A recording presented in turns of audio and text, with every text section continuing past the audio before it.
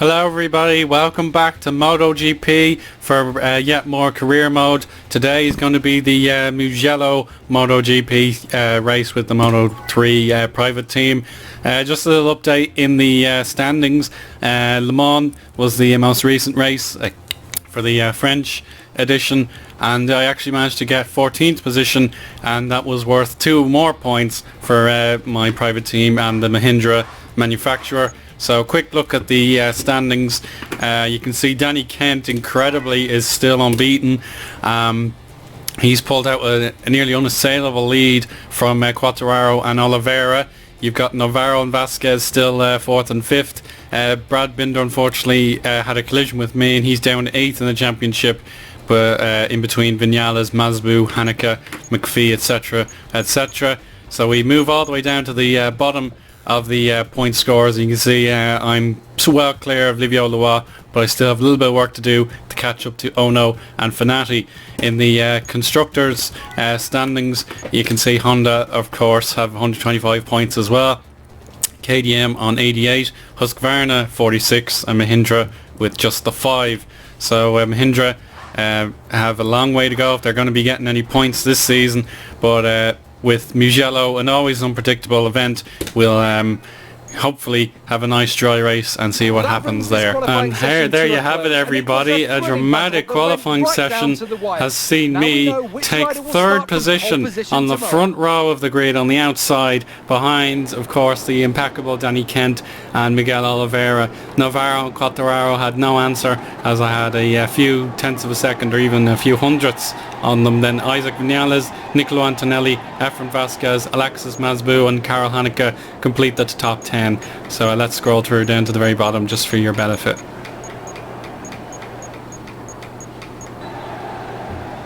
Now it's race day at Mugello everybody. The track and air temperatures are absolutely beaming, so it's bound to be a clean race for the riders, no trouble expected. But it's up to me to get this result from 3rd place on the grid. The red lights are on and they're away. Accelerating down to turn 1. It's not going to be easy with the inferior horsepower, but Oliveira and Kent have got a superior start. And here comes Navarro behind me in the Australia Galicio bike. He's gone for the inside line. I'm going to try and brake later than him, using a little bit of understeer there. And here's, that's Vinales getting nasty, and I block him off to defend 4th place. But it is Navarro cleanly into 3rd. Ahead of him are Oliveira and Kent, so they are the expected title challengers. But here's another run from Vinales. He's looking again. Yes, he's taken the line away. That's a good move, and Quartararo has benefited as well. And now we accelerate past the 2nd chicane down to this downhill turn 5. You've got to avoid the endos if you can, and it seems like I have, running a little wide. But I'm now down to 6th position. But we have a good run here, a nice clean space, just 4 tenths of a second behind Quartararo, and Masbu is not too far behind as well. We brake now for an uphill right-hander and trying to kiss the curbs without getting too rough. We now have the next corner coming up. It's an understeer, down the inside goes Masbu, and I couldn't avoid him. It's another one of those nasty avoidable accidents, but Masbu has fallen as a result of that contact, and now this is the hairpin right before the last few complex turns, and you're going to see how much of an advantage the humans players will have over the AI here. You can cut that corner, take it flat if you can, and you can see I've gained nearly a second on Quartararo, and I'm going to take his outside line, but it's not going to work quite so easily. But we're now going to shift down the inside, and I've got a great run here. Quartararo has no response, and I'm back into 5th position, but it's going to be a duel over the line. And Vinales' slipstream is entering the fray. Danny Kent, track record, data packet wired, and what a move! 2 overtakes on the back straight, but we've got to complete this one on Quartararo before he even comment. But what a daring move that was, and Vinales is not one bit impressed. He wants the top 5 back.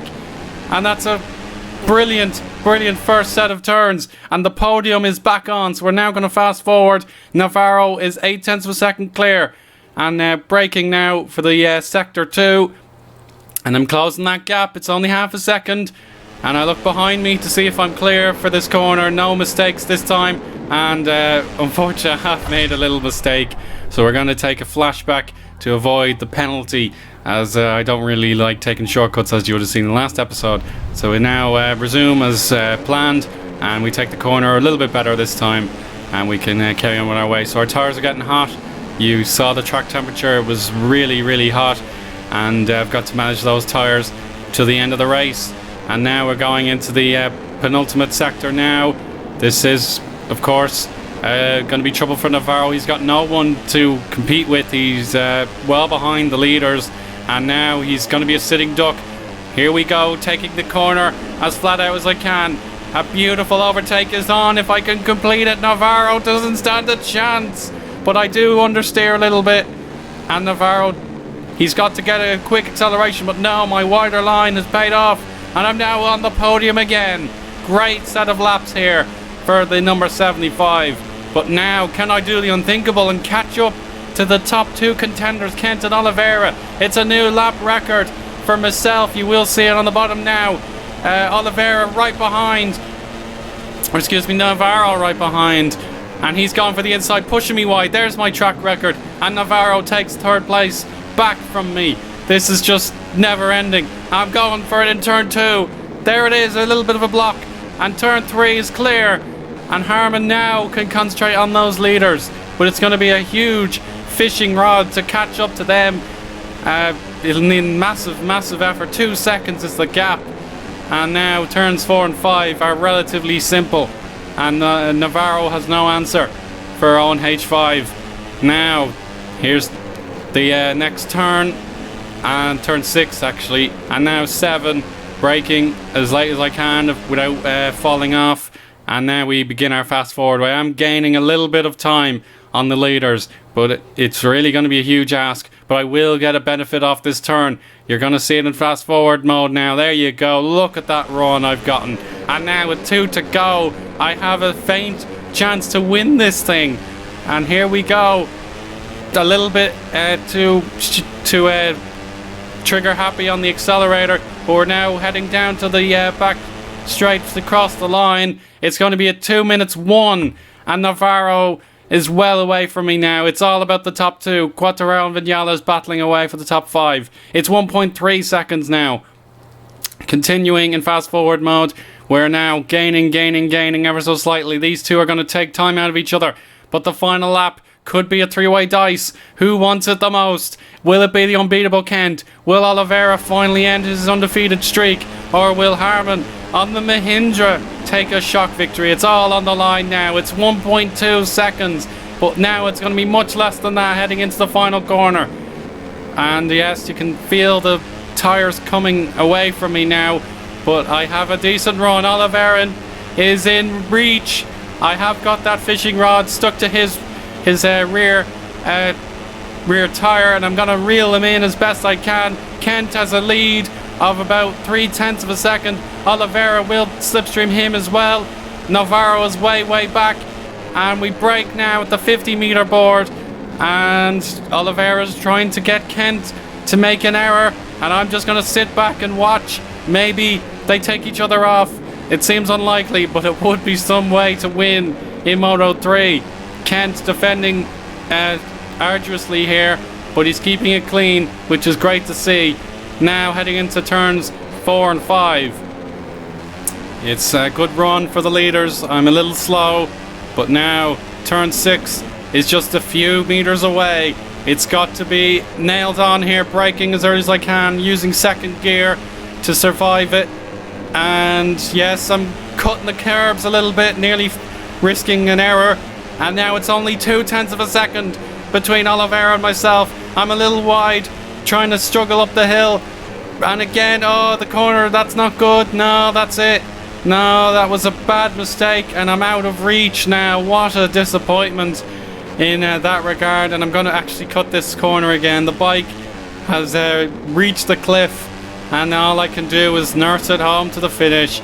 But it's going to be a battle for the leaders. Who wants to win it? Kent remains on the inside line, where you have to be to defend. Oliveira's doing his very best. it might not be enough. He's only got 3 more turns, and I can only sit back and enjoy these two riders at their, battling best. And it is a little bit of a gain here. If I was close enough, I could have won from the 3rd place, but it's not going to be. Danny Kent has a great run, and now his Honda power should beat the KTM, and he will win again. This time it is the Italian MotoGP at Mugello, and I will take my very first podium. It's only taken 6 rounds. The bike is fully optimized, and what a result for the Irishman. The waving to the crowd is absolutely savoured for myself. It was only 1 second behind, including the penalties. Navarro, Quattararo, Vinales, Vasquez, Bastianini, Haneca, Brad Binder, Antonelli, Fanati, Locatelli, John McPhee and Alexis Masbu complete the top 15. And it was a fantastic race between Oliveira and Kent, but it's just a shame I wasn't quite ready to take on the big boys just yet. But there's a look at the championship. Kent, 42 points clear from Oliveira and Quattararo, Navarro and Vasquez, and so on and so forth. And there is myself. I am 14th in the championship, ahead of Fanati and Ono, with Locatelli and Antonelli well in my radar. Here's a look at the constructors. Honda Rain, perfect as well. KTM second on 108, Husqvarna 56, and Mahindra inherit my 21-point haul, which is fantastic. And I'll get a huge level up boost with more and more XP. And I am now level 10, which is great progress so soon into the gameplay. And Danny Kent is an unlocked rider. That's fascinating to see. But there you go. And I'm going to gain 8,000 new fans and 18,000 credits. And there you go. A casual chat in the background between the winners and the 2nd place men. And then there I am in 3rd place, receiving a great handshake from my beloved race engineer. We are getting on just fine, and we can reflect on what was one of the great performances in my career mode. Now the bonus content for the episode is here, and it's time to try and negotiate a new deal with a different team. You've got 4 options here, including the top teams like Estrella Galicia and Red Bull KTM, as well as 2 of the top private sponsors. However, after a reasonable time to consider, I have decided to refuse these deals and stay with Team Stanley. So there you go. I am not interested in moving on just yet. I think I'm going to save up my coins and do something else with them into Moto 2 if I ever make that. So here's a look at the rider standings for MotoGP. You could just take a quick look there. And Oliveira congratulates me on a great performance, and indeed he deserves plaudits too for a great run. He couldn't quite beat Kent, but he is 2nd in the championship, and that is very, very promising for the Portuguese. And there you go. I have 1 data pack to use, and I have the test session coming up as well.